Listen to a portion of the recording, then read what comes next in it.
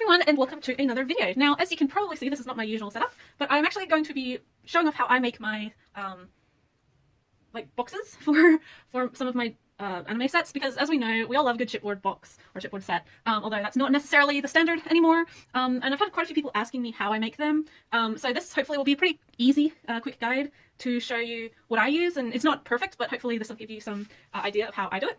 The first thing you need is chipboard of some sort. I get mine from Officeworks, which is like a stationary office supply store here in Australia. I'm sure you can find it most places like that across the globe, as well as art supply stores and things like that. I only use 250 like weight, so it's not super duper thick, but still solid enough to construct things from. The other thing for this method is shipping tape. Pretty standard, pretty easy to find. I also use quite regular tape as well.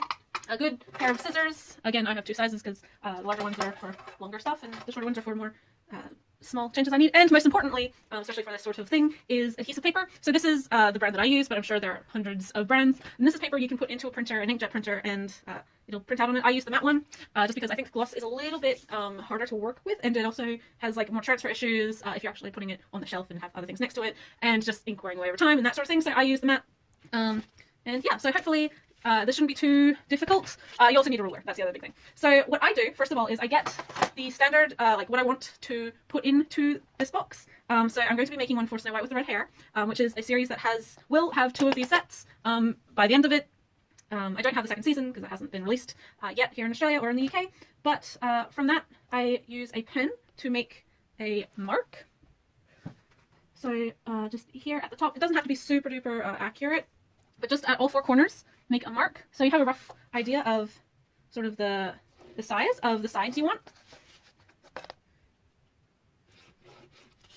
And you will need 2 of these larger sides, obviously, for both sides of this box. And you'll need 2 shorter sides, which are the circumference of 2, or the width of 2 cases, obviously, so it can fit into the box once it's put together. And you'll also need a spine width. So what I do is I take a rough, and I'll see what the things are here. So that's 17.5 centimeters by 13.5 centimeters. So you can do another one like that.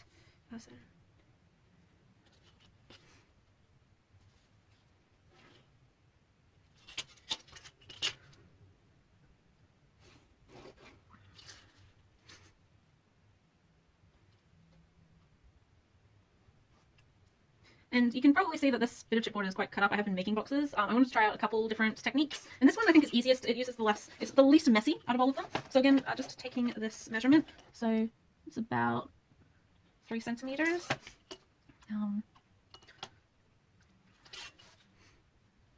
Again, this isn't a, like, if you want it to be a bit more steady and precise, you can put more time into these initial measurements and actually figuring it all out, but I don't mind it being a little bit homemade looking.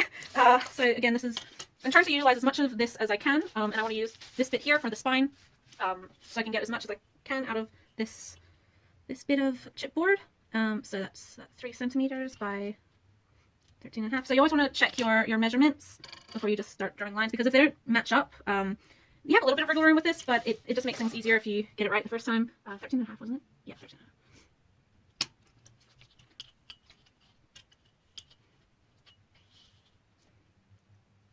I'll do this one first. Oh.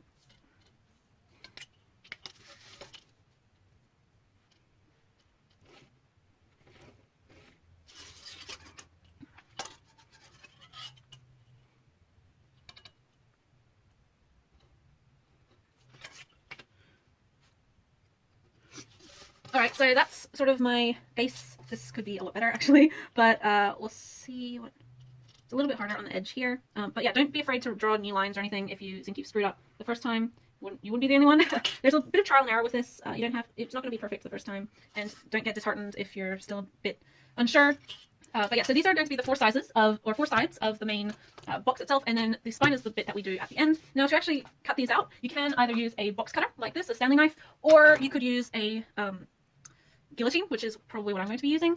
Just if you are using a box cutter, make sure that there's something underneath. You don't want to be scratching up whatever you're doing this on. So fair warning, put down some newspapers or thick rubber mats, crafting sort of mat, that sort of thing. Yeah, and you should be good. So you can see I have the guillotine here, so I just adjust, so I'm cutting on that line. and it just makes it easier for me to cut straight. But if you're better with scissors than I am, then go ahead and use those, or the box cutter. Yeah, it can be a little bit hit or miss with the box cutter for me, which is why I use the guillotine. But otherwise, you want to try and do this in one quick motion, because usually it gets a little bit like that, but that won't actually matter too much once we're actually putting this thing together.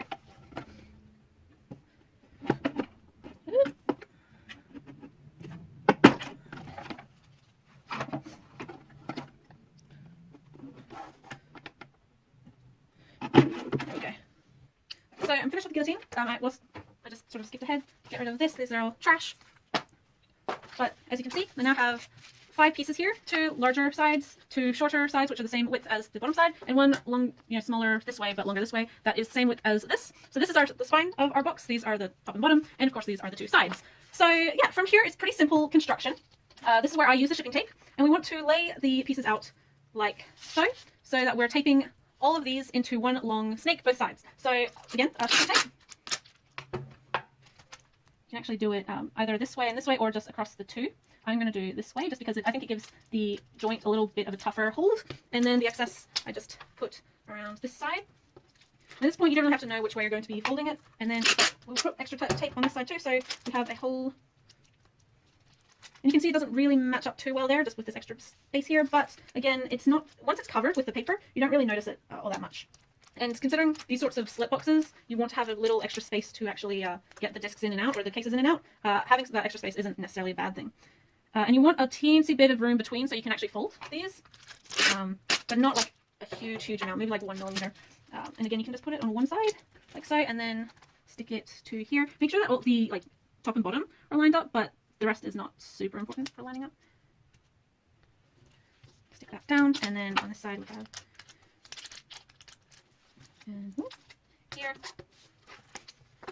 and fold it so you know how that it will actually fold together into a box. So you can see we already have like that, and then we're going to take that up so it'll be like this O shape, and then comes a little bit of a tricky part, but it's not actually that hard, so don't get too nervous. This is really simple craft construction. I'm pretty sure anyone with the patience can do this.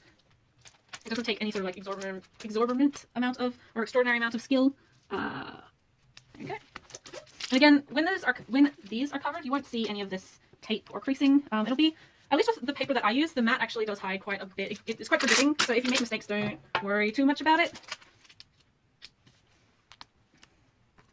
So now we have our 4 sides, and then we're going to tape this to this. But before we do that, we're actually going to put in the cases that are meant to go in here. So you can see that one's Parasite, but Parasite, like I said, I don't have the second Snow White with red hair, so Parasite is going to be it's the same width, so it's a good stand-in.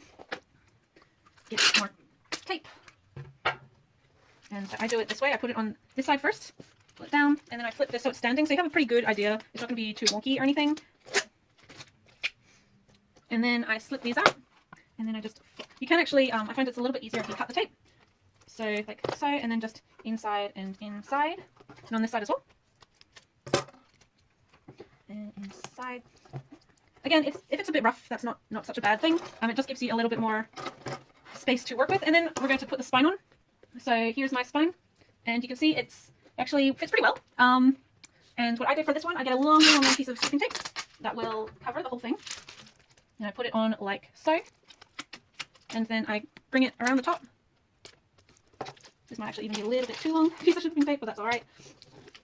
And again, just cutting these here so I can fold it better. And because the piece of paper is also sticky in the way that I print out the spines and stuff, this is going to be this whole joint is going to be a lot stronger by the end than it is right now. So don't worry too much about it being quite flimsy at this stage. It will get stronger. And if not, you can always add more tape as well. If you have an idea that might make it stronger, or you prefer, go with that. Like I said, this isn't the be all end all of making these sorts of boxes. So this is just what I found is easiest and sort of cheapest to do as well. Adhesive paper isn't super, it's not cheap, but it's not super expensive either. Let's make sure my box stands straight. Yeah, it's fairly straight. And yeah, so then we get to the covering. Now, how I do this is I look for large pictures, posters, whatever you want to do online, Google. So just Google search the title that you're looking for, and in some sort of paint art program, whatever you want to use, change the ones that you want on the sides, change so it has the same diameter, or like the same around as it will fit the side, basically is what I'm trying to say. So it'll cover this, and then next to one of them do a spine, as well as a little bit of overhang, and then you can do the other side just on its own, so that you'll have one picture that wraps around with the spine and a little bit of overhang, and then this final side will have, will go over it, so it's not going to have any gaps. And then you can either design it so it hoops over this side, so there's nothing on the top, or you can just cut and add. So I'm back. Here's my printout. So as you can see, it's on the adhesive paper. So this has the one side plus the spine and a little bit of overhang, and then this one is the other side pretty much. And I need to trim it on this side, but I'll show you that when we get to it. Move that out of the way. So this one is lined up pretty much at the bottom. I'm going to do a little cut here, right where the spine is, and you can make that a little triangle cut, so it's easier for things to fold. And just and on the top.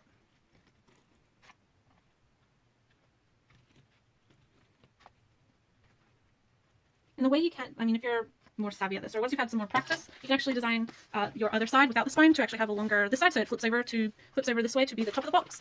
But that's a bit out of my level right at the moment. So yeah, we're going to see if we can put this on cleanly, and then yeah, hopefully that should be good. So I always put on the spine first. I find it makes it a little bit easier. If you have that lined up, then the other side will be lined up. But yeah, whichever side is easiest for you.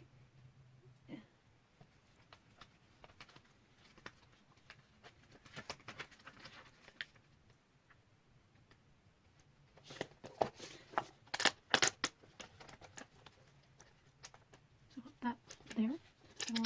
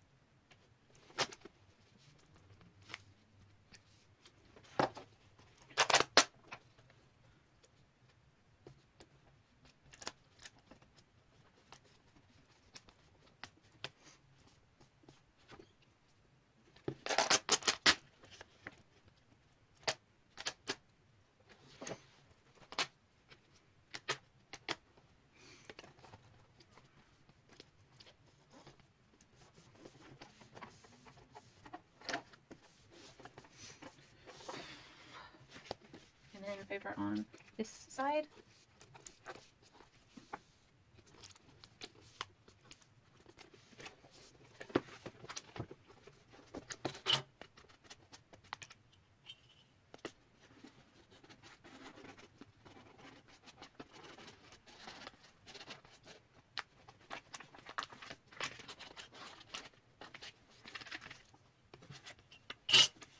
So this is pretty flat. This is oh, far out.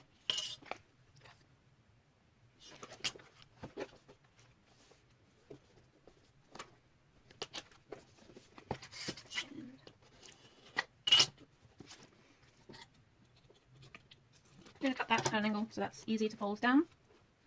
And I'm going to cut this here.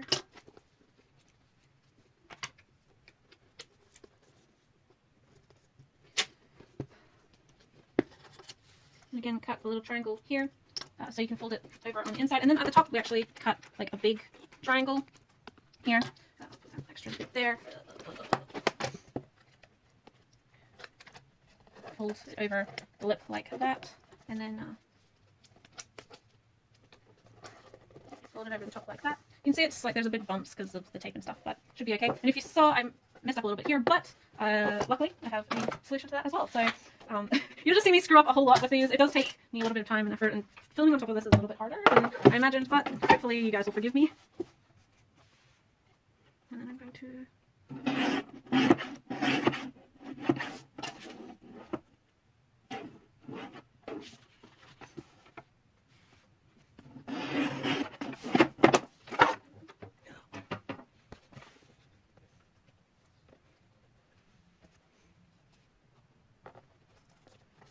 So with this one, it's actually a little bit easier, because like I said, this is a little bit more forgiving.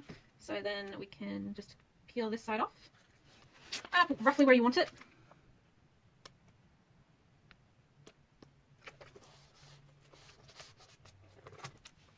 fold it up at the top. Actually, before I fold it completely over on the top, I'm going to do those little triangular cuts here, like I said before. That just makes it easier to fold, and on the bottom as well, on this side.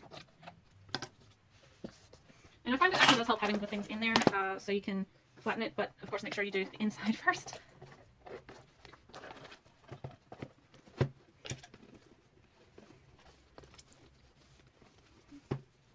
Now on the bottom you can just leave it unbroken like that. On the top you can find a bit of scrap. Use. Hey, perfect. And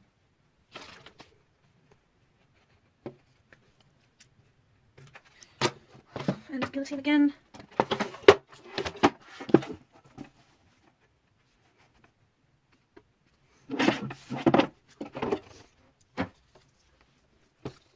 And just place that on the top where you want it.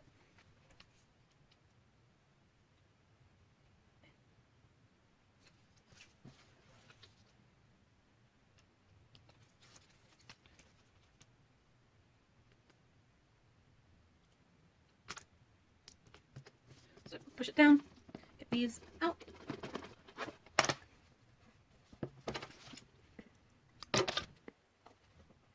Teensy cuts, and then fold it over. Like I said, you can do the same thing for the bottom. I'm not too fussed, even though it does have the exposed cardboard edge there. Just squish it into proper place. Again, if you're more precise with your measuring, lopsidedness won't really happen, but because it's going inside a bunch of cases anyway, it's not too bad. And then we have a finished product. And like I said, I'm going to actually fix that up, so I'll just show you what I'll do. And yeah. So for this little bit that I rubbed ink on, I'm actually going to put a sticker there. So this was part of a much longer row of roses, and I'm just going to cut out the one I want and put it where I want it. And again, this is sort of, if you have the patience for it, and if you have messed up like I do constantly, then this is a pretty easy way to just fix it all up. No one will ever know. And it gives a little extra dimension to what is otherwise just a pretty plain box. But hopefully you're not messy and you're not bound to make a mistake somewhere like I am.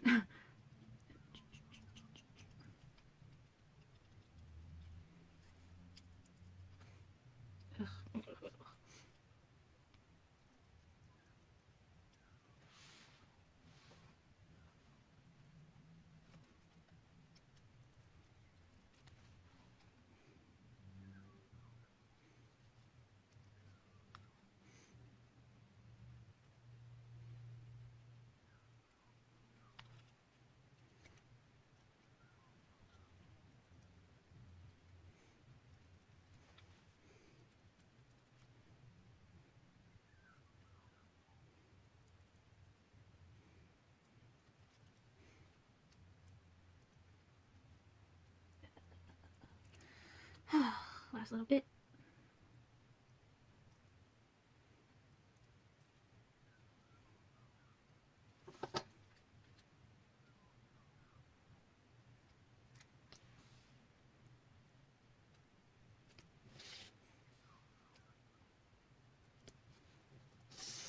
There we go.